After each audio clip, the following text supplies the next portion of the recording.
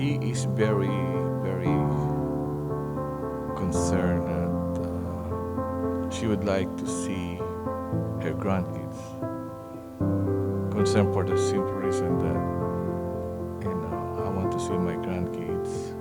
And when any grandkids come to our house, she would always would like to spend time with them.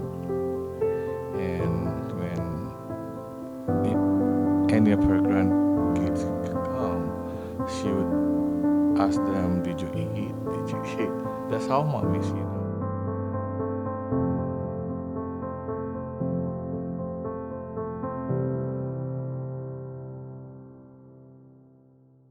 My Lola and grandma always kept me well fed. I just remember at grandma's house, I would always drink up all the milk.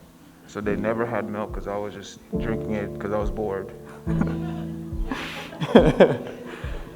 It was good, but grandma always just kept us, always catered to our needs and everything. She was just that caring person. Even in her last moments at the hospital, I was feeding her.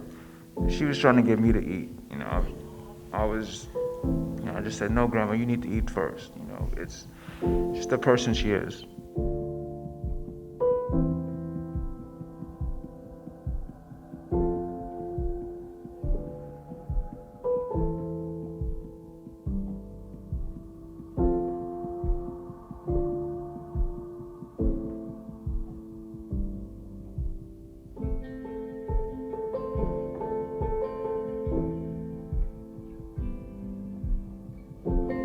Grandma always cook, and she always say, "Eat more, because you're too skinny."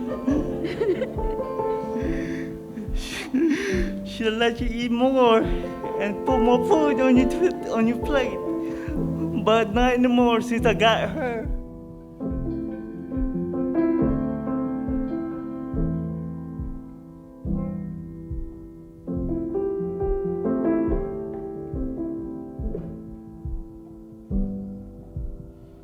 One of my most vivid memories as a child was Richie flew somewhere. I'm not really sure whether it's California, somewhere, and Grandpa had to pick him up.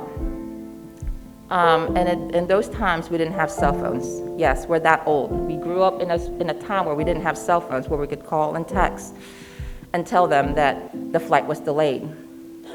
So Grandpa was gone all day long, and he waited for hours.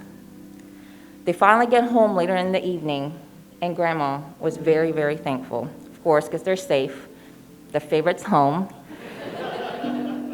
and because she was hungry. You see, she waited all day for Grandpa to come home to eat and make sure he was taken care of before she took care of herself. That's Grandma.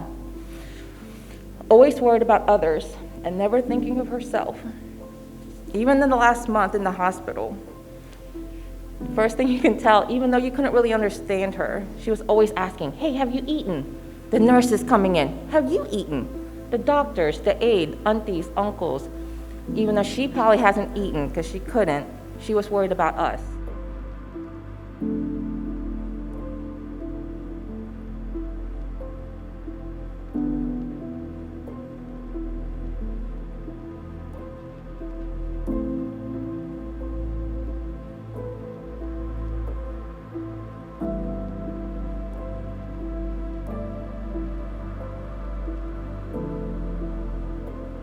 From the instant I walked through the glass doors of what we all affectionately call the bubble house, I noticed that distinct aroma of someone cooking, and I get excited because one, I get to see my grandma, and two, I know that a home-cooked Filipino meal is waiting for me. I rush into the kitchen, and there she is hovering over the stove amidst a series of bubbling pots and pans. She turns to me, and I notice the steam gently circling around her twinkling eyes. She then smiles that megawatt smile with such great intensity that the room instantly brightens up. And then I hear it. "Anak, did you eat?" It's more of a command really than a question, but those words have a profound impact on those fortunate enough to hear them, and those words bring you into the life of a remarkable woman. Visitors will often find it hard to leave her house without getting asked that question, because her belief is it's the ultimate sign of well-being. The ultimate sign of well-being comes from being well-fed or healthy, as she called it. And some of my cousins know that evidence as boom cheeks. I demonstrate, but I have to wear my mask.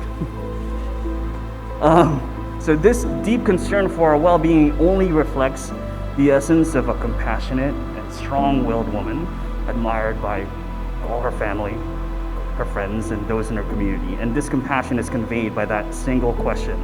In her house, it doesn't simply mean chasing around her grandkids with a spoon like Jenny mentioned. To me, the 3 words, "Did you eat?" translate to, "I love you."